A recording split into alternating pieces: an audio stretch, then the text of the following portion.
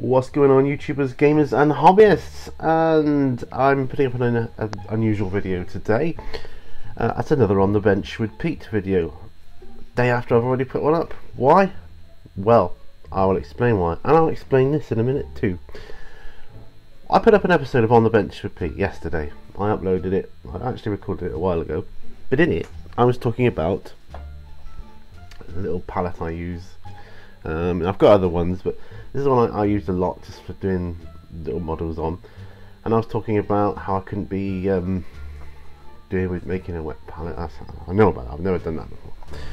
But what I use instead is Liquitex Retarder. Okay, drop of that on your paint, keeps it wet for ages, and it really does work. I think this stuff really works. However, what if I want to pack up and come back later? It's not so good for that then, because it's all left out, and I can't really do anything with that. I have to leave the paint out, and I don't like the idea. That could get messy, couldn't it? So I thought, a couple of you suggested, have I ever tried making a wet palette? No, I haven't, but I thought I'd give it a go. So last night I put my research hat on. Well, not literally last night, metaphorically I put my Inspector Sherlock, whatever you call it, hat on, investigatory hat, and I spent the entire night looking up wet palettes, and all manner of tutorials are out there, and yep, so I'm kind of taking a bit from all of them and do a little how to make a wet palette, and I promise you I've not rehearsed this at all. This is all straight off the first go, like, you know. So anyway, what do you need? Well, you need something to act as the palette, obviously, and a lot of them using containers, a lot of them going out and buying containers such as this. Now I don't buy these are the containers I always keep. Every time I get a takeaway, I always keep the container, and I usually use it to keep, I don't know, sand, gravel, that kind of thing for me basing and all that kind of stuff. And I've used it for glue and various things. And I've tested this earlier. It's watertight. Put water in, no water's coming out. So that's the first thing. It needs to be watertight. Yes, you can go and buy one for £1 or £2. A better one with a actual seal around the top, the lid or whatever. But this is free for me. Okay, so we'll start with this. That's the first thing you need. Container.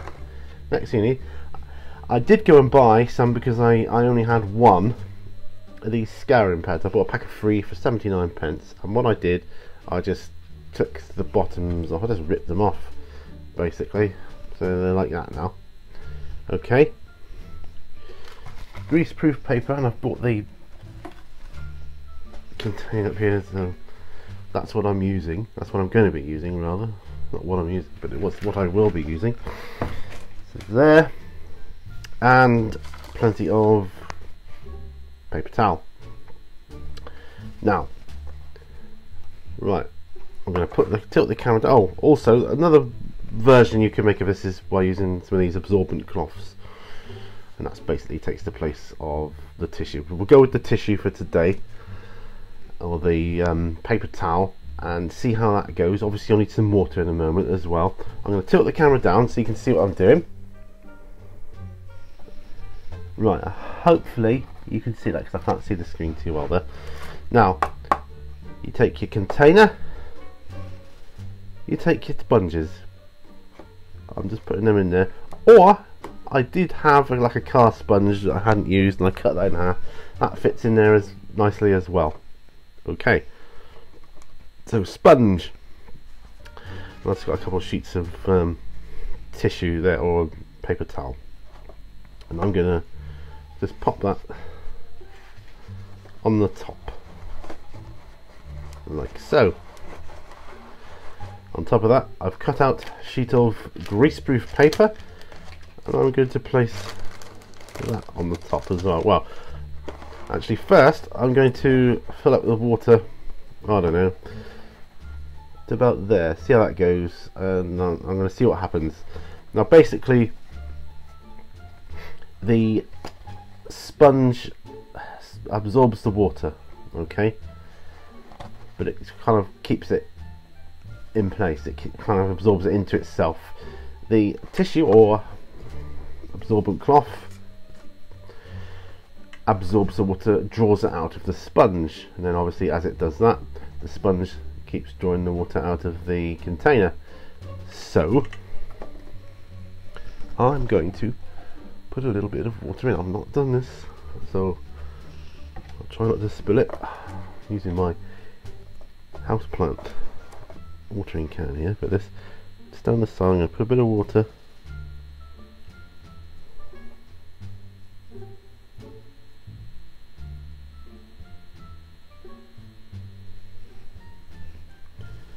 Just let that soak up there.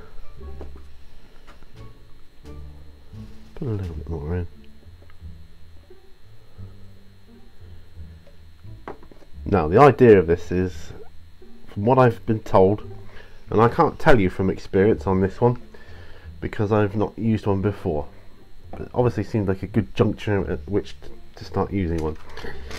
The idea of this is it's going to keep your paints wetter for longer, stop them drying out. So I'm placing the greaseproof paper on top of that,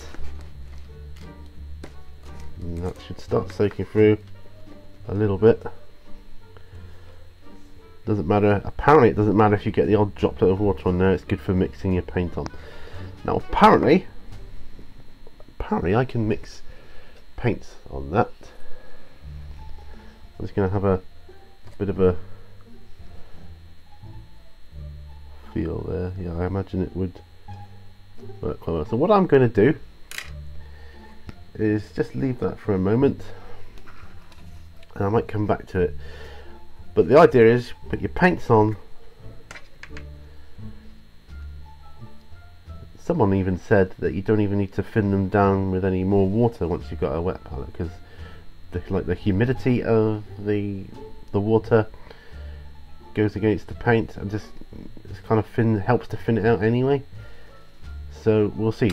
So the idea, I mix my paints, I start painting, blah blah blah, you know, and I think, right, okay, I have to pack up now, but I've got all this paint left over. No problem. The lid goes on, and you can safely and cleanly store it away.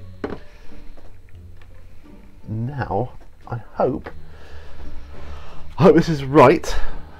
What I'm going to do is I'm going to trial this for a while, and then I'll probably make another one using this and various other. Some people just use this or tissue with the paper on top. Some people are using just the lids because they like a kind of nice flat surface for which to paint from, like a normal palette, rather than having to keep doing that. But that really doesn't bother me at all. I think if this works, I'm going to go with this. So I'll let you know, guys. I will update you. I'm told these last quite a while, and all we got to do is just keep putting a little bit more water in, but not very often. So we'll see how I will trial it, see how long it lasts, if it's any good or not. So I'm not going to use too much paint on it to start with, in case it all goes horribly wrong. But well, I hope that's okay, guys. Like I say, I've never used one before, let alone made one. Because what happened was I looked online and I thought wet palette, typed in wet palette, and yes, you can buy them, proper ones. And then I thought, well, I don't want to spend all that money on a wet palette. I don't even know what I'm doing yet. So here we go, one wet palette made, and I went out and I bought some more of these today, 79 pence. The rest of it I had lying around at home. Most likely you've got all the materials to do it yourself anyway as well, but my suggestion is don't copy what I've done until I've had a chance to trial it, and if it works good, then give it the thumbs up. So until the next video, thanks for watching, guys, and happy wargaming.